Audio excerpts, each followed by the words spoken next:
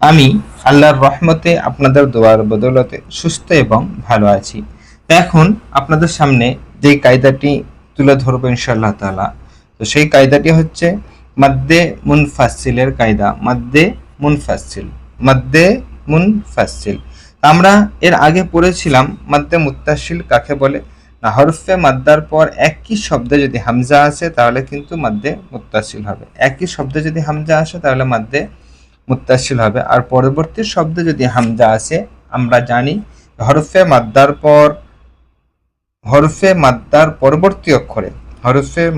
পরবর্তী অক্ষরে যদি হামজা আসে তাহলে কিন্তু মাদ্দে মুনফাসিল হবে। এদিকটা লক্ষ্য করে আমাদেরকে কিন্তু আগে পড়তে হবে হরফে মাদ্দার পরবর্তী অক্ষরে যদি হামজা আসে তবে কিন্তু মাদ্দে মুনফাসিল হবে। এর পরিমাণ 4 আলিফ। তো সেই উদাহরণটি বোঝানোর জন্য আপনাদের সামনে যে অক্ষরগুলো লেখা হয়েছে সেটি হচ্ছে আলিফ নুন জা লাম নুন হা। এখন এর ইজারা দেব হামজা নুন জের ইন, নুন আলিফ উপরে মাদ হবে, কেননা এটি একটি আলাদা শব্দ আর এটি একটি আলাদা শব্দ, কারণ এখানে হামজা এসে গেছে। এটা দিয়ে দিই, এখানে হামজা এসে গেছে, ওই জন্য কি হবে মাদ্দে মুনফাসিলের চিহ্ন হবে। মাদ্দে মুনফাসিলের চিহ্নটি একটু সরু আকৃতি হয়, মাদ্দে মুত্তাসিলের থেকে একটু মানে সরু হয়। ইন্না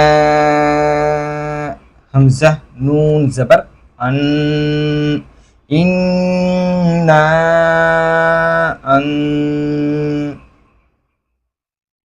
জালাম জবর জাল, জালাম জবর জাল, ইন্না আনজাল। নুন খারা জবর না, ইন্না আনজালনা। হা পেশহু, ইন্না আনজালনাহু, ইন্না আনজালনাহু। এখন আমরা এর বানান করে রিডিং করব, তারপরে ইজারার দিকে যাব ইনশাআল্লাহ। এখানে বানান করতে হবে কি হামজা নুন জের ইন, নুন আলিফ মাদ জবর না, ইন্না। হামজা নুন জবর আন, জালাম জবর জাল, ইন্না আনজাল। নুন খারা জবর না, ইন্না আনজালনা।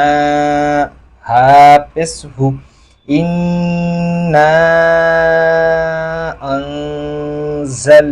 আনজালনাহু, ইন্না। ইন কিন্তু নুন মুসাদাতার কারণে গুণনা হবে। ইন্না টান হচ্ছে মাদ্দে মুনফাসিলের কারণে, একই শব্দে কিন্তু হামজা নেই, পরবর্তী শব্দে আসছে, ওই জন্য কিন্তু মাদ্দে মুনফাসিল হবে। এর পরিমাণ 4 আলিফ। না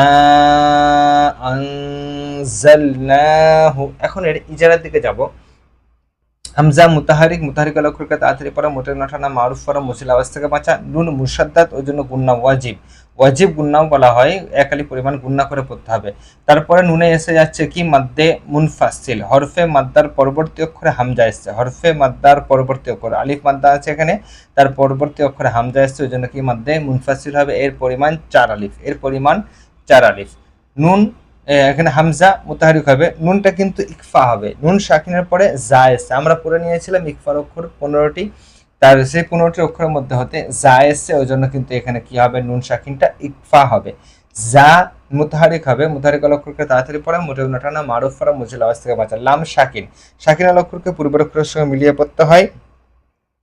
নুন খারা জাবার কিন্তু আলিফ মাদ্দার সমতুল্য হয়। খারা জাবার আলিফ মাদ্দার সমতুল্য হয়। খারা জাবারকে 1 আলিফ পরিমাণ টান দিয়ে পড়তে হয়, যেমন হবে আলিফ মাদ্দাকে 1 আলিফ পরিমাণ টান দিয়ে পড়তে হয়। হা মুতাহারিক হবে, মুতাহারিক অক্ষরকে তাড়াতাড়ি পড়া, মোটের নটানা, মারুফ পড়া, মুজিল আওয়াজ থেকে বাঁচা। আজকে এই পর্যন্তই। আগামীতে ইনশাআল্লাহ তাআলা আরো নতুন কিছু নিয়ে আপনাদের সামনে উপস্থিত হব। ততক্ষণ সকলে সুস্থ থাকবেন, ভালো থাকবেন, দোয়া